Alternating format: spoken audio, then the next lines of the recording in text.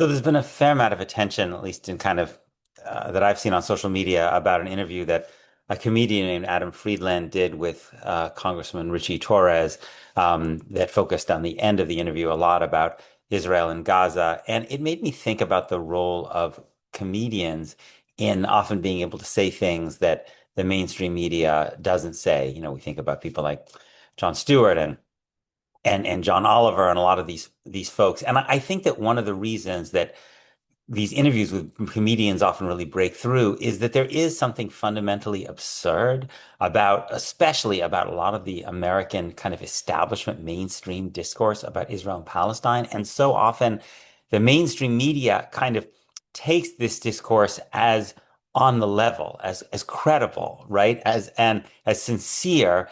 And what comedians are more able to do is just recognize the absurdity of these things. And one particular area where I think it would be really valuable if this just became much more common is this claim that we hear all the time by American politicians, by Jewish leaders, that they support the two-state solution, right? That's kind of so often the refuge, right?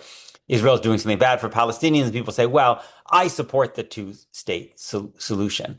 The truth is that the vast, vast majority of people in American public in office, in public life, people who lead American Jewish organizations who say they support a two-state solution simply do not. They obviously do not support the idea of of a sovereign, contiguous Palestinian state. And yet their claim to support a two-state solution is taken as serious, sincere, when it's self-evidently not, right? So, for instance, last week we heard news that Israel is going to kind of taking the final steps to build settlements in a territory called E1. Now, E1 basically would completely sever East Jerusalem, which is the largest Palestinian population center in the West Bank, from the rest of the West Bank, and also largely cut off the northern part of the West Bank from the southern part of the West Bank. So it's pretty obvious, right, that if you wanted a Palestinian state that was worth the name state, right, in which was a contiguous piece of territory, you could not possibly think it was a good idea to build Jewish settlements in E1. And yet, if you survey the vast, vast majority of politicians in Washington or Jewish leaders or whoever who say they support a two-state solution, you will not hear them condemning what Israel is doing in E1. And if you say to them, do you think the United States should condition military aid to try to stop Israel from building at E1? Should the U.S. use sanctions to deploy sanctions to prevent this action that would clearly make a Palestinian state much, much more difficult? They would say no, right? And yet they still say they support the two-state solution. The Israeli government, since Netanyahu, returned to power with this constellation with Smotrich and Ben-Gvir, has been passionately doing everything in its power to destroy the possibility of a Palestinian state by funding massive new settlement growth. And yet the vast majority of people in Washington who say they support a two-state solution are not willing to support and would in fact actively resist any meaningful U.S. effort to stop that settlement growth that clearly makes a Palestinian state much, much harder. I would argue at this point, actually impossible.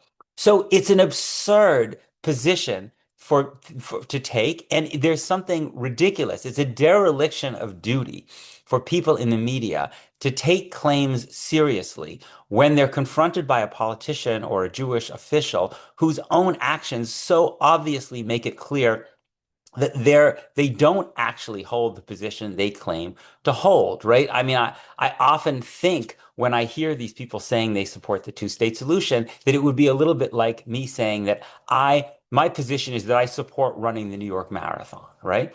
And if I said that, the next question I think that would be legitimate for someone to ask would be, well, do you do any running? Are you practicing for the New York Marathon? Do you run at all? And if the answer is no, I don't do any running. I mostly sit on my couch and eat chocolate cake, right? And I'm actively opposed to anyone who actually tries to get me to go running.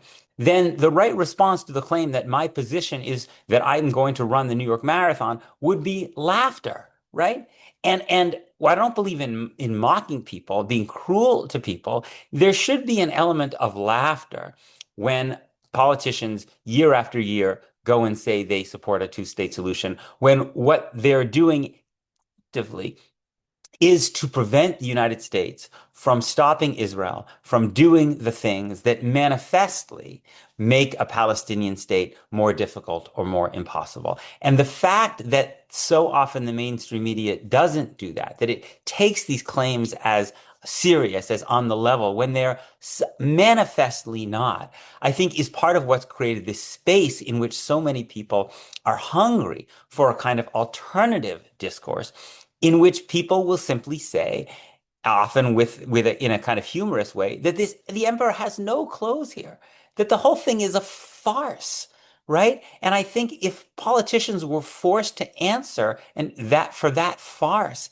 and they had people who said that to them, this is a farce, we would make progress towards facing the real questions that I think exist in terms of our vision for Israel-Palestine, which is, do we believe in the fundamental principle that Israelis and Palestinians should have equality under the law?